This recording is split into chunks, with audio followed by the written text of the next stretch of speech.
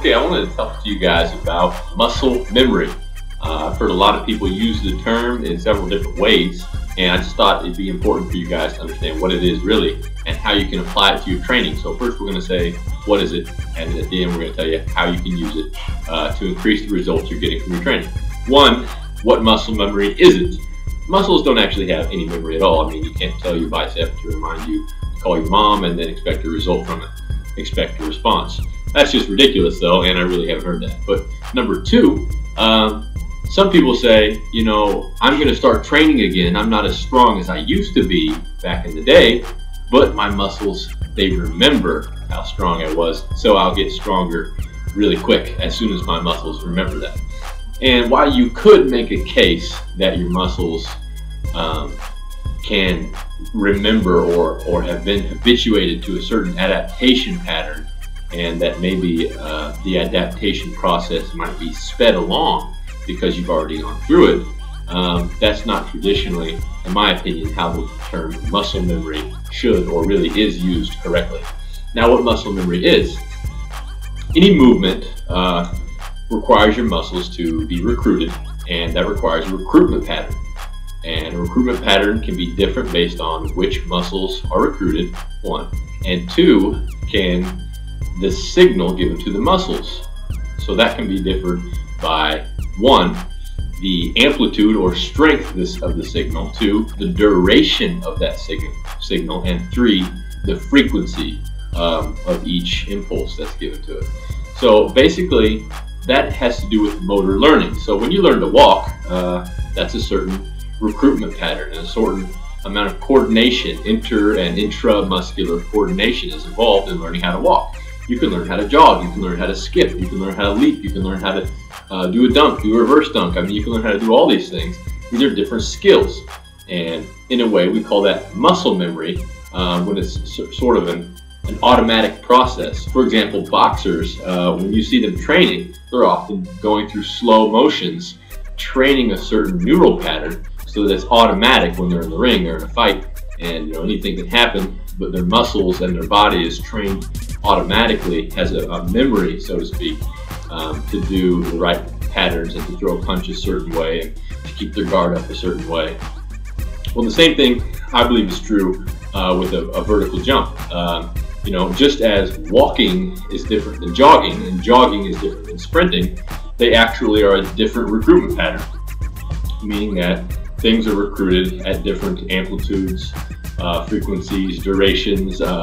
The inter and intramuscular coordination is different. So also a low jump and what I call a maximal vertical jump are going to be two different skills. So we talk about that in other videos, but here we're just really hitting home that your highest jump is a different skill than a lower jump.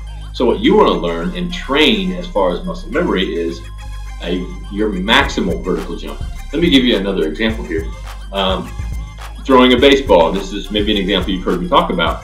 You could throw a baseball very hard with your strong or your normal hand. Why is that? Is it because you're stronger? Is it? Well, really it's because you've established a groove. You've established a strong muscle memory, and you've established that skill from one hand. If you're able to train your off hand as often as you train your other hand, you would find that soon you would be able to use the strength you had much more efficiently because of that skill that you would establish. And this is what muscle memory is. So while your muscles don't remember how strong you were and then start being stronger because you remind them, you know, how strong you are, what they will do is they'll remember a certain pattern. And because you have kind of owned or you're familiar with that pattern, your body is able to send a better and more efficient neural impulse, and you're able to coordinate your body more efficiently in order to use the strength that you already have. So how does this apply to your training? Well, in your training, you want to establish muscle memory for a maximal vertical leap. So as often as possible, even daily, I'm not saying you need to exhaust yourself with maximal vertical leaps every single day, but this is something your body needs to think of as second nature.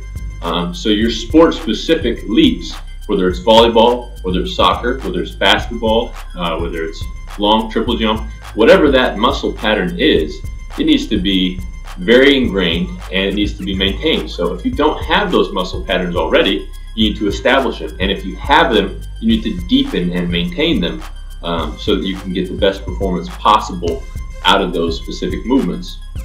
So this is kind of muscle memory 101, what it is, what it isn't, and how to apply it to your training. If you have questions, leave them at our channel page, or you can comment below, but really it's best to leave them on the channel page or someplace in a central location, or else I try to get to them all, but sometimes I just can't get to them all.